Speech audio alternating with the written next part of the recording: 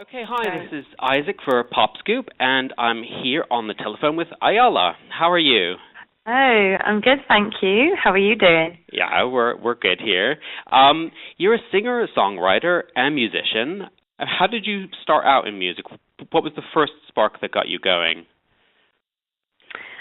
The first spark that got me going, I think it was all my parents' records. My parents had amazing records when I was growing up, and the stereo was always the priority for my father.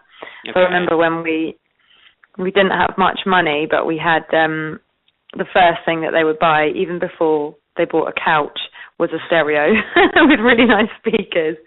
And they actually had a record player, and they used to play records. Wow, what kind of records? I just loved. Well, my mum did her thesis at university. She studied music, and she did her thesis in jazz. So she had a lot of jazz records.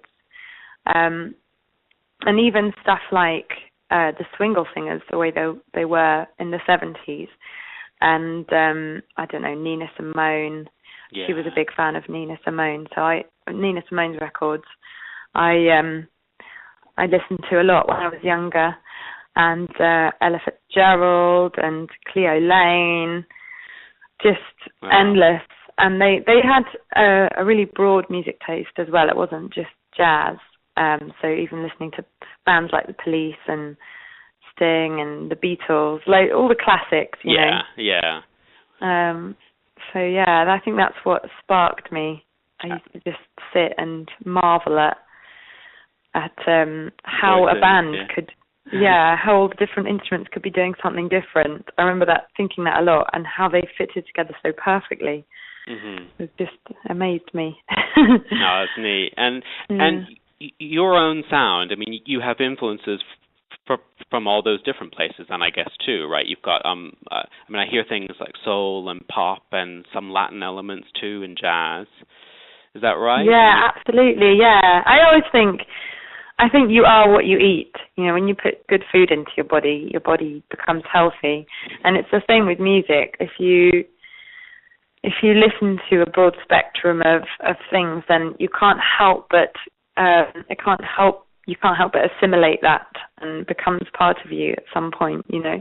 Yeah. So I love Latin music. We used to listen to the Gloria Estefan Mi Tierra album. That was my parents' party number one when I was growing up, and that actually is really fabulous. It's one of her Cuban Spanish albums, and even that, you know, that was a big influence when I was younger as well. But I've always loved all the different Latin music and jazz and soul. I love soul. I loved Whitney Houston. She was a massive inspiration, and Mariah Carey, and all the greats. Yeah. Yeah. So it all goes in there, and of course, the pop whatever was in the charts as well. And how do you feel that you've learned the craft of singing too? I mean, have you sort of consciously concentrated on crafting your voice in a certain direction? Yeah, definitely. I didn't really have too many singing teachers. I did later on, actually. I did have some singing teachers later on, and I actually joined the National Youth Choir of Great Britain when I was a kid, and they used to call me the jazzy one because my voice never really suited classical music. Okay, was that their polite way of saying that it didn't suit? Right. Yeah, probably. Yeah. Not classical, it's jazz. That's nice. Yeah. So yeah, I studied lots of. Actually, the late Marion Montgomery took me under her wing. She was a well-known jazz singer. Yeah. And she was married to Laurie Holloway, who wrote the Blind Date theme tune for Mum Minnie. He was a piano player on Parkinson for all those years. Okay, and he's an incredible musician. So they kind of took me under their wing a bit when I was about 17, and they influenced me a lot. She taught me some good singing techniques, and it's a continuing learning journey, but it is a craft, and I think it does require work, you know. Mhm. Yeah, and to tend that. You aren't just born a good singer. You're born with a certain amount of natural ability, and then you need to do some work to hone it. And you've had your voice, compared to Alicia Keys and Corinne Bailey Rae and Emily Sandé. How do you feel about those comparisons? I love all of those artists. I think, I would be very honoured. If I could be compared to any of those. Yeah, they're all singers that I think are amazing. How do you start writing a song? I mean, have you done some songwriting together with producers? Yeah, well, I've done lots of songwriting all my life. Ever since I was a little girl, I was making up little songs. And these days, it's obviously a little bit more honed and crafted, the process of songwriting. I love writing on my own. I also love writing with other people. In fact, I especially love writing with other people because I think where there are two minds, there are two worlds, and you've just got so much more available to you. Yeah, definitely. That's been something that, I found really good fun. I write lots of songs. It always depends on what I'm going through in my life. So I will start with something that's on my heart, usually, is how I begin. Something that I want to say, or something I'm feeling, or something I'm observing. Mm-hmm. And then kind of take it from there, get some lyric ideas, and then maybe bring it to the piano, share it with whoever I'm writing with, or just do it on my own, whatever, you know. Yeah. And you've got your first single coming out on the 2nd of December, is that right? Yes, it's called On My Way. That's correct. Yeah. And how have you? I know that you've had a number of top DJs and producers also asked to do their versions of the song. Mm-hmm. And how do you feel about those? And we've had Cahill and Andy Durant.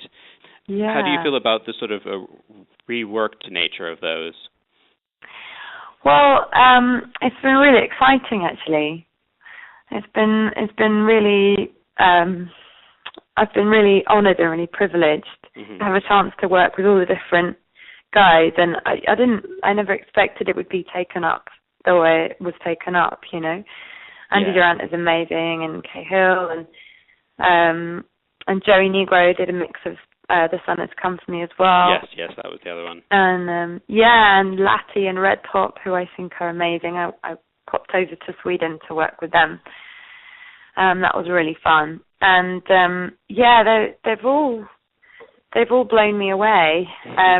It's been, and I also, they took really well to the market, and as you're probably aware, we got to number 4, which was amazing. Yes, you went all in the upfront club charts, Music Week, and so that was really exciting, and the commercial club charts as well. I mean, how is it to have the song that you may have not had a sort of dance beat behind, to have it become popular that way? I mean, is that something that you're still happy about? That that's not the exact version that you sort of started out with, but that it's something else. Yeah, I think when you finish writing a song, it takes on a life of its own, and I never imagined when we were writing that song that it would turn into a dance anthem. But it's really wonderful. That's just I love the surprise element of music, and that can happen. You can have, once you've got a good song, you can kind of produce it in any style. You can do anything you want with it, and you have to be aware as well as a writer that people, if people like your song, I mean, think of, gosh, there's classic songs like Dolly Parton songs that have been reworked about 1,000 different ways and re-recorded and re-released by different artists, and it's just such an honor if anybody wants to work with your song in the first place. It's exciting. Well, yeah, and I guess it's a story that way too. It's a story that people can take and do their own take on and slightly retell, but that vibe that you had there at the beginning is still there, of course. Yes. Yeah, exactly. Yeah. And you've what career path would you most ideally like to have for your career in music? Is there somebody that you would aspire to be? What career path? That's a really interesting question. I would like most to have longevity. If I could pick one thing, I'd like to obviously have some success with my music and it be widely known. Mm-hmm. But I'd like more than anything to have longevity. I wouldn't want to be a one-hit wonder. I'd like to still be writing and recording music when I'm 60 and 70 and releasing records into my old age. Well, that would be great. That would be great. Yeah. And who would you most like to collaborate with? If you could pick anyone, who would it be? I always find this question really hard to answer, and it changes day to day. Well, that's good. It's always different then, I guess. Yeah, it's always depending on who I'm listening to at the moment and who I'm in love with musically. Any of the three you mentioned earlier, Alicia Keys, Emily Sandé, Corinne Bailey Rae. Yeah, it'd be nice to have. Yeah. Yeah, today I'm listening to Laura Mvula, and I'm crazy about her new album. So today, her. There's so many. It's hard to answer. Okay. Yeah.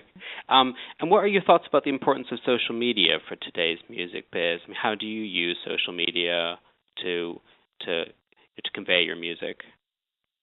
Oh, just before you called, I was uploading a photograph of my friend's puppy, who I've been hanging out with today.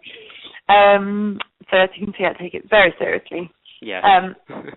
No, in all seriousness, I do think it is actually essential. It's very important, and it's something I've been learning to do a bit better myself, and really starting to enjoy, actually. I think when I first started getting on Twitter, not that long ago, I neglected it a little bit, and I resisted the process, but now that I've got my head into it, I'm absolutely loving it, and I think it's amazing because it's a network for the world. The whole world is linked together. Yeah. You can meet amazing people. You can keep up to date with what's going on. It's actually really fun to be involved with, and I do think it's becoming more and more essential these days. So yeah, it's really important. And do you like being able to also connect with your fans that way too? I mean, people from very far away that might not have heard your music, in other ways, they're able to just send you feedback like that, which is neat. Yeah, absolutely, exactly. I think that's just amazing. It's amazing that you can actually know your fans, and your fans can really know you, because they can really get a handle on how you live your life and what you're doing and what's really involved in being an artist and the process. They can follow the process in a really personal way, and it's really great to be connected with them and be able to hear back from people. I think it's wonderful. I mean, you've got your single coming out soon, but you've got your album due next spring. Is that right? Yeah, that's right. Yeah, we're just working on loads of different stuff at the moment. I could tell you, but I'd have to shoot you after. The same sorts of style of sound, or? Yeah. Well, it's got the influences that we mentioned, but it's definitely kind of it's pop friendly, which in today's market can mean anything really. Anything that pop just stands for popular. Yeah, that's true. That's true. Yeah, you can hear some little snips on my website to give you an idea. It's always hard to put your finger on it, but it's definitely got the influences that you mentioned earlier. Are you going to have an EP out before then, or will you go straight from the single to the album next year? I think we're going to do a couple of singles before the album, and that, you never know, that may change itself into an EP, but at the moment we're planning to release a couple of singles before the album. Although I must say it's been so hard to pick the final album songs, because Yeah. I've got so many songs, and you try and limit it down to the ones that you can't live without. You know, it's like, oh, I can't live without that one. I can't live without that one. And then you've got 22 songs. It's like that you can't live without. Well, we've got half that. Yeah, you've got 2 albums then. Yeah. I've got so many albums already, but just trying to pick the best ones. And do you have plans to tour and gig before the end of the year? Yeah, before the end of the year, I'm not sure. I'm going to be over in Los Angeles doing some work with some producers over there as well. Oh, that's exciting. For a large part of the rest of this year. But gigs, if people check the website and check the Twitter and all that, especially the website, we'll be uploading any information about gigs. I'm itching to get back on the road at the moment, but you know, I've got to kind of bury my head in the studio right now and just make sure that the recordings are happening. Yeah. Do you prefer live audiences or studio work? I know they're very different, but yeah, gosh, that's another interesting question. I think I prefer live audiences most definitely, actually, because I love performing to people. I love connecting with an audience. I love experiencing the atmosphere in a room and contributing to that with the music that I'm singing. And you don't get that same kind of buzz and the same sort of feedback when you're doing studio stuff. Yeah. But I do that. I love it's completely different, you know. I love when I'm recording the songs in the studio, I'm still kind of falling in love with them at the time. I try not to, after I've written a song, I try not to listen to it too much until before, especially leading up to when I record the vocal, because I just want to have that kind of first love with the song and that first connection on the record. And so it's very different, actually, because I'm kind of in a sort of deep emotional spot when I'm recording. And when I'm live, I'm referring to those emotions that I felt when I recorded, but it's a completely different thing, really. Well, thank you so much for chatting to us, Ayala, and we look forward to hearing a lot more from you very soon. Fabulous.